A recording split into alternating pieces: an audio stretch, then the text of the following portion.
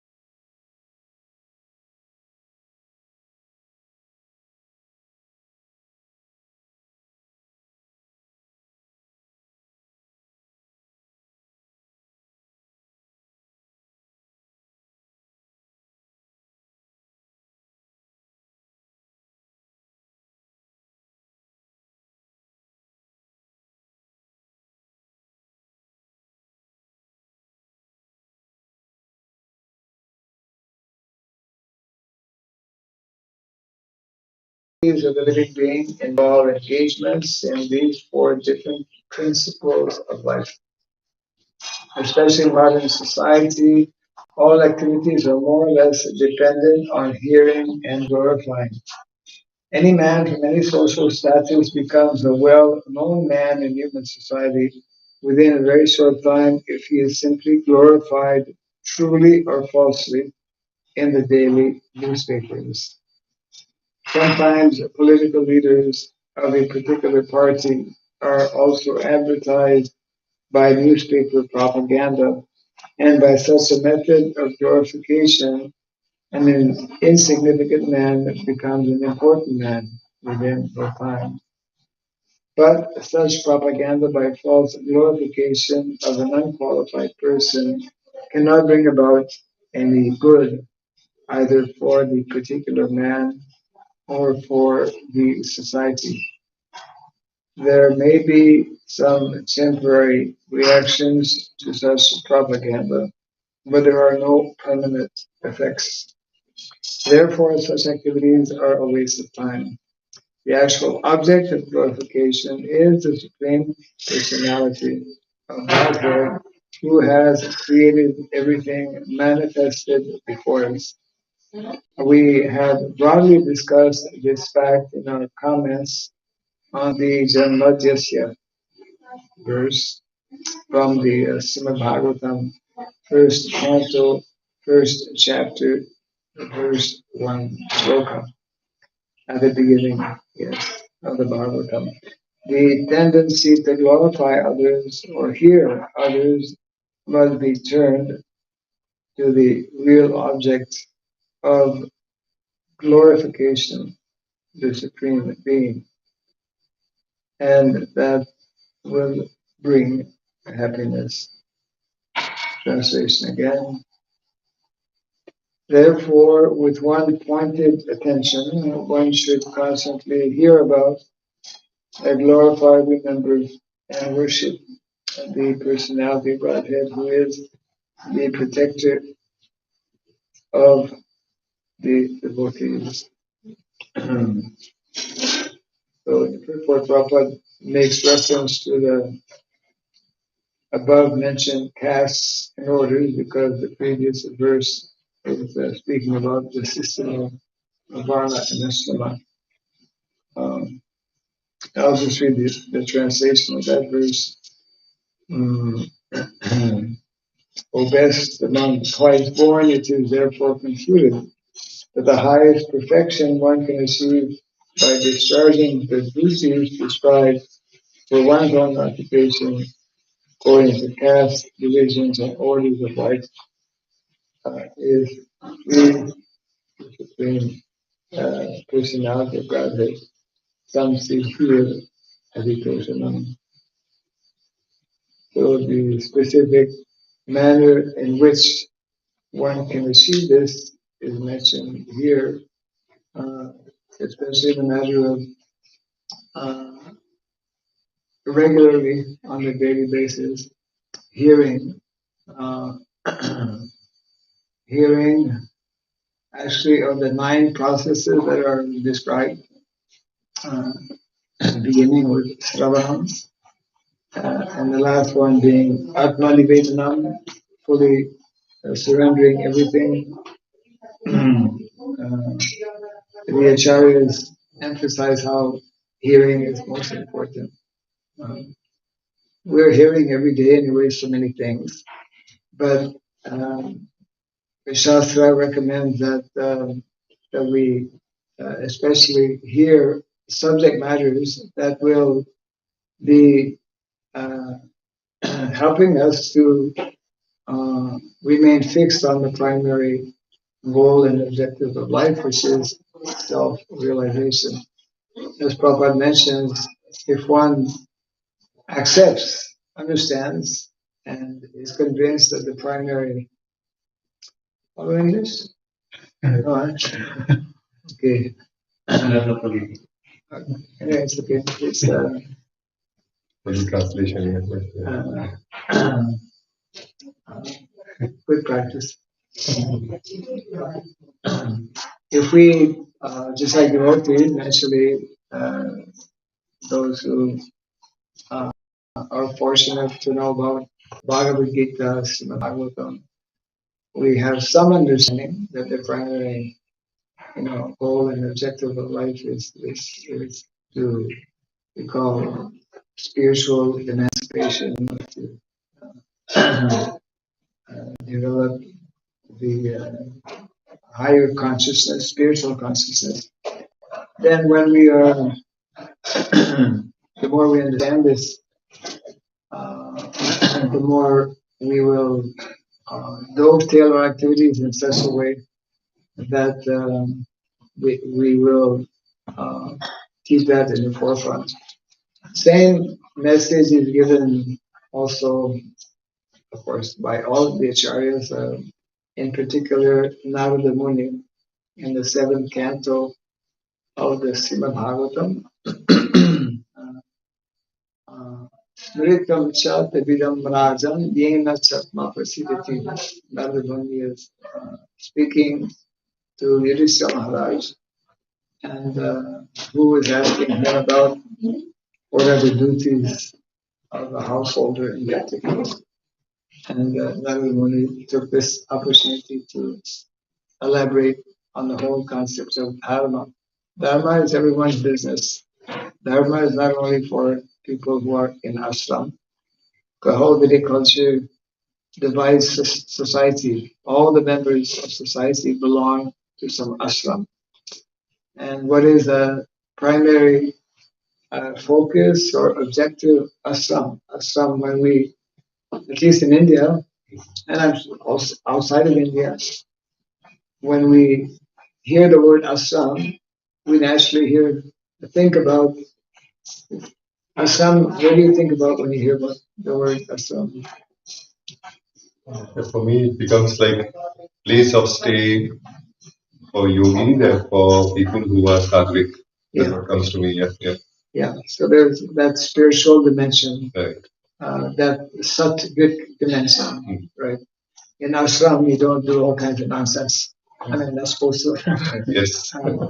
Yeah. And just like Srila Prabhupada established, like in the West, all of our temples are naturally, because temple is ashram automatically. And one needs to qualify to stay in ashram, isn't it? To to stay in a temple, one you know needs to give up, for example, intoxication.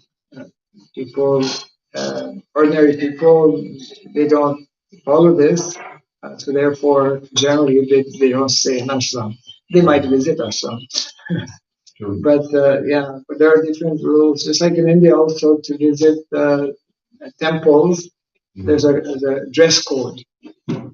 Some dress code is you don't, you know, uh, you don't do anything and everything that you want or that you would possibly do, so-called normally, in other places. So ashram is a place where there's a certain level of consciousness, as you mentioned, sattvic, mode of goodness is prevalent.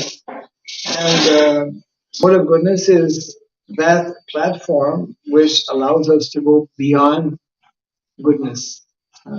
Because when we speak of goodness, we speak of material goodness, and of the three gunas, uh, tamas, rajas, then sattva. Sattva is, of course, the preferred mode, but there is also what Shastra explains as Shuddha Sattva, pure goodness. Pure goodness is spiritual, transcendental, and therefore the whole Vedic culture is teaching us and enabling, facilitating that we gradually rise to that mode of goodness, and that we also go beyond mode of goodness, because mode of goodness, material goodness, is tinged, is at different times influenced or affected by sometimes the rajas. That's explained in the 14th chapter of the Bhagavad Gita, that sometimes mode of goodness conquers passion and ignorance. Sometimes passion conquers goodness. Even mode of ignorance overcomes the mode of goodness at times also. It means it's a constant fluctuation because it's on a material platform. So these particular four activities, four of the 9 recommended activities in devotional service, beginning especially with Sravanam, hearing, and then Kirtanam. This is especially exemplified in the relationship between Shukadeva Goswami, who spoke the Bhagavad Gita, to Parikshit Maharaj. Parikshit Maharaj was an ideal recipient of the Srimad Bhagavatam, and that for 7 days and 7 nights, non-stop, somewhat inconceivable for most of us. He didn't drink or eat nor sleep for 7 days. Sometimes we have the experience of maybe, if you have a lot of backlog or a lot of pressing work, people may not sleep one night, maybe 2 nights, but 7 nights. beyond that, forget about it. But in that's of course a very exceptional case in the matter of Parikshit Maharaj. But it demonstrates how when one is fixed on the even materially. I'm told that was it Hitler or one of those great persons, maybe great persons. I mean, well-known persons. One of those well-known personalities uh, was so fixed on his ideology of communism that he underwent some operation without taking any anesthesia. Yeah, right. Yeah. Most people cannot do that. But it shows how even the material mind, the powers of the mind actually is extremely powerful. That's why those who are yogis, they focus on the mind. And within the mind, actually, one can develop all kinds of siddhis. Siddhis are products of different forces or energies that are actually contained. We all have actually within. By following some particular process, one can tap into such energies. What to speak of the spiritual level? The mind is very powerful. Spirit is even more powerful. So therefore, Vedic culture is helping us, and society is meant to be arranged in such a way that's just like here in Bali, like in your backyard here. I was thinking it would have been nice to have a class in the lawn with all the green and the sun and whatnot. Bali, Indonesia as a country, and especially Bali as one of the provinces here in Indonesia, I think is often referred to as the Swarga Loka of Indonesia. It's not the Swarga Loka of on this planet. Definitely one of them. Because the whole material situation, is very attractive. In many ways, it's a reflection.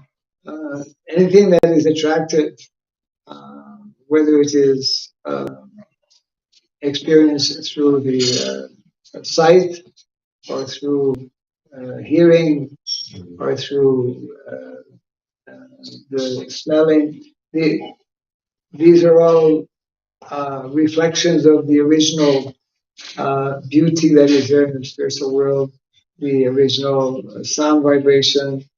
And so there are certain places, just like UNESCO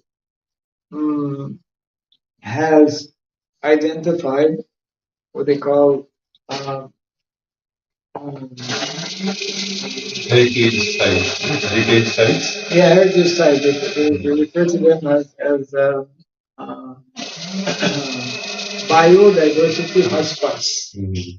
Biodiversity hotspots. Hibri, South India, where we are, at the foothills of Sayadri.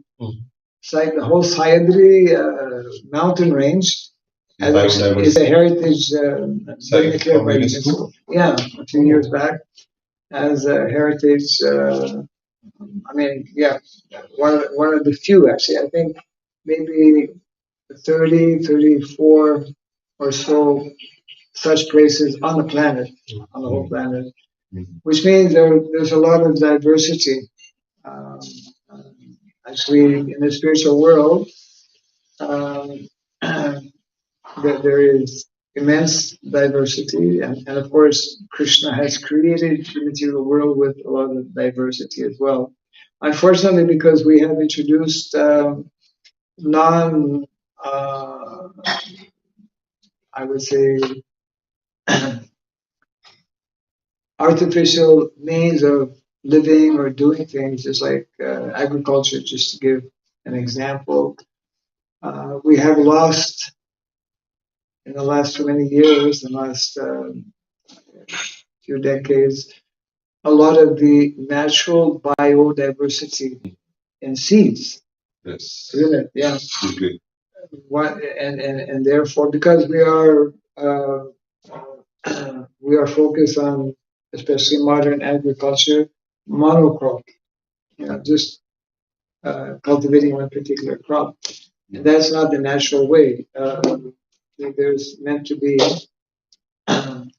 I read some time back how there's an amazing number of varieties of what is it, rice, for example. I always remember when I was having lunch some years back in our community in Western Canada, Sharanagati village, where I'll be going actually next month.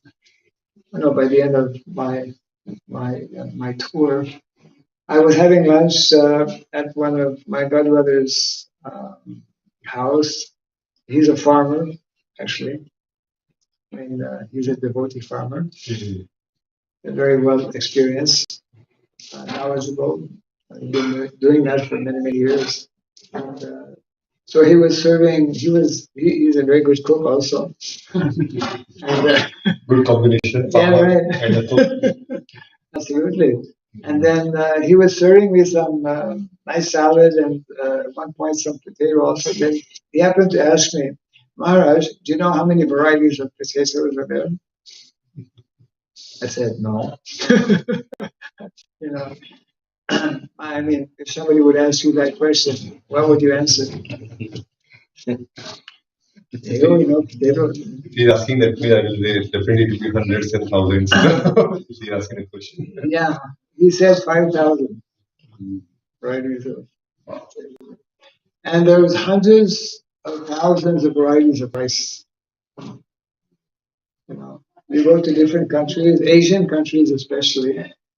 I mean, when we take rice, we don't really think about it, but there's all these. Krishna has created such variety, and Prabhupada explains how variety is the expression of variety is the spice of life, something like that. We when we cook, for example, we prepare different preparations, use different ingredients, and we don't eat the same thing all the time. We by nature we like variety. We need variety, and there's not one single person who's the same. There's not even twins are not really the same. They may look alike. They do look alike generally, but there's variety.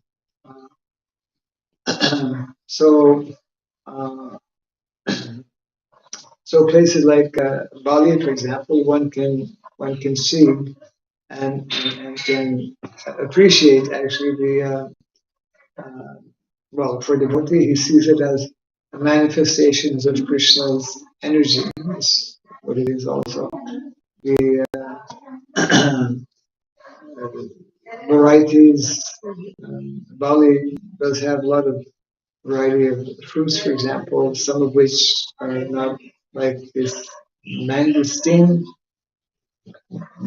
So mangis? Yes. Yeah. Mangis. Dark brown, small. Like, yeah, white inside. That is my favorite fruit. Yeah, right. I think it's probably quite a few people. It's like in India, mango is like the king of fruits, right?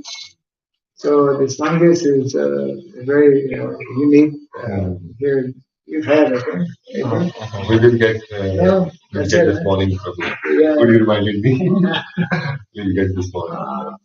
It's it's very.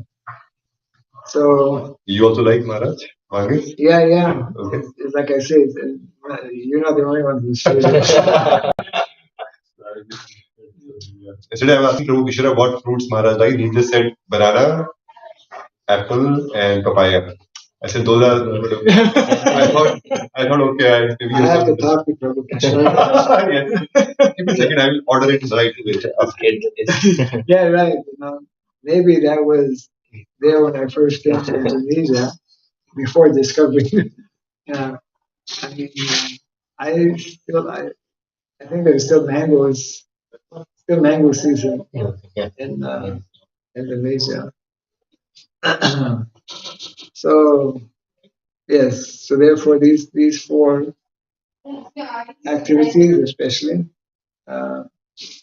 hearing, chanting. Chanting means not just chanting but speaking. Speaking like Shukadeva Goswami was speaking. And the more we actually perform these two activities, the third one more easily, more automatically will come. We don't want to have a long class, otherwise we're going to lose him. Yeah. So remembering. Savanam Kesavam Smaranam. Vishnu Smaranam. That's the devotees, they especially remember either directly Vishnu or things in relation to Vishnu. Yeah. Then of course, Archanam, Vandanam, prayer, etc. Okay, somehow we went through. So we can close. Like, mind is very powerful in yogi practice. Mind, yes. Like as a beginner, how do I mean? Like I try doing things, and then it gets more worse than what I actually do. Maharaj, I asking my mate to bring Margis. Any other fruit you like? No. Please. Apart from mango, apart from banana, apple, and. I mean, it's not that I hate bananas and apples. It's boring, right? If you get them all the time. Margis, any other here? Markisa, you like English name Markisa? What is it? Markisa. It's outside it looks like yellowish orange, and inside is a small seeds. Oh, I think yeah. Different citrus, but nice. Markisa, that is an Indonesian fruit also. Yeah. Yes, naturally, that is everyone's challenge actually. How to what to do with this mind, and how to focus the mind, how to fix the mind.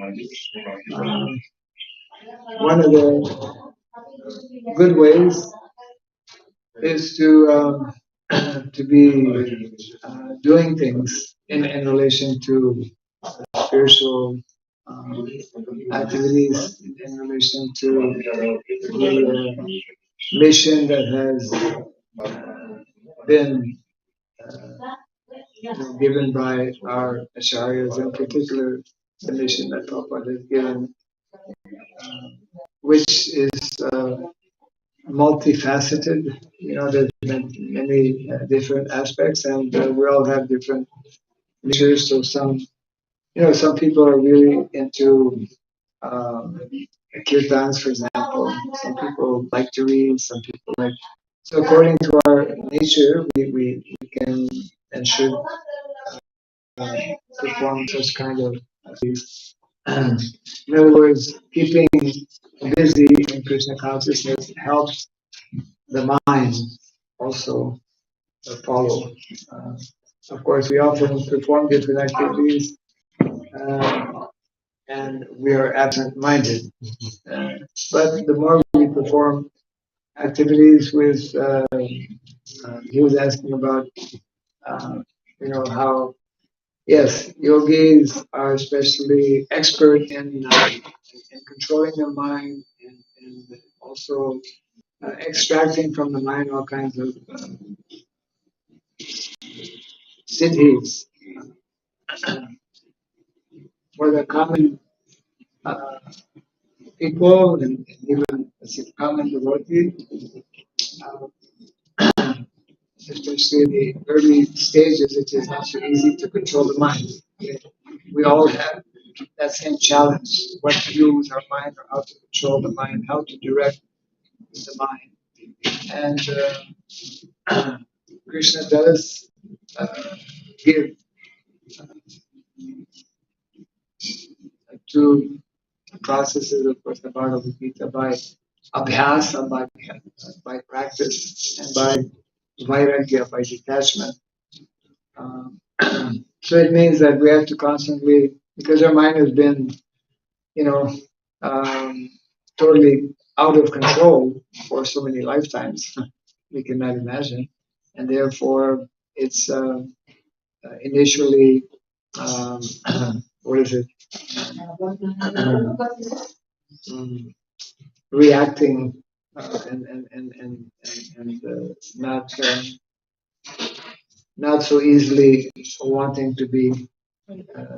to be controlled. So it takes time, it takes practice, and one of the ways is to be, as Prabhupada would recommend, to be always engaged. I mean, Prabhupada said 24 hours a day.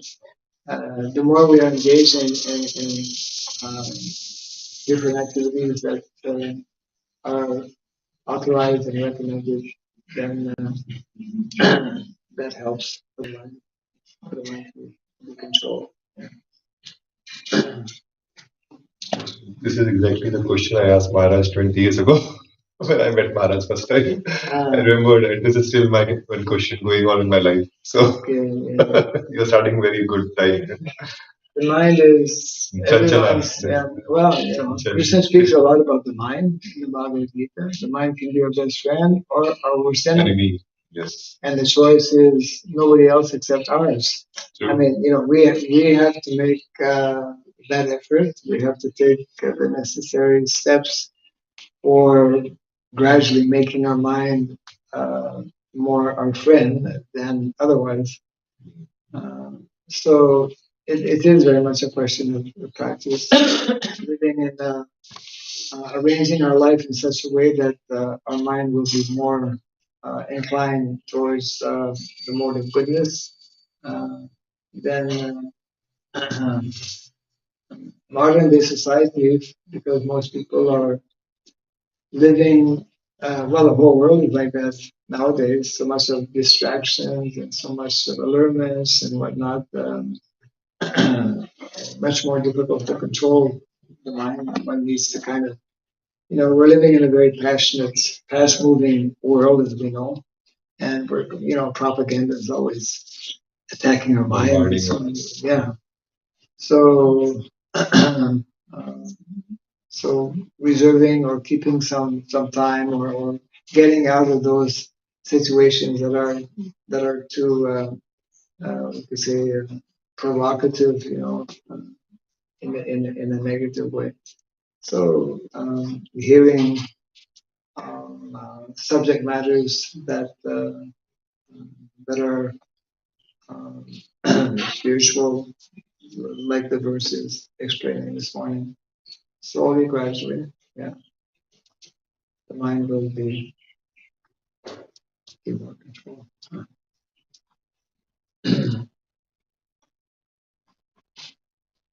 You're just coming at the tail end, but anyway, it's okay. I know you.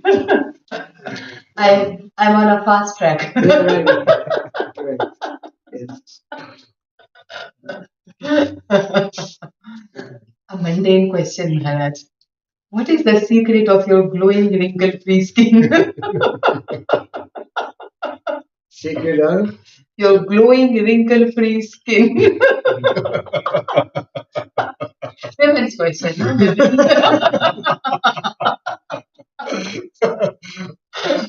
I don't need to answer that. I can pass that question. What does Bhagavad Gita say about that? It's amazing. I was looking at you last night and I felt 25 years the way I saw you, exactly same Maharaj. God bless. Krishna bless. Yeah. Realization. I guess what I'm saying is you live in congruence and it shows. So much to that. Must be Bali.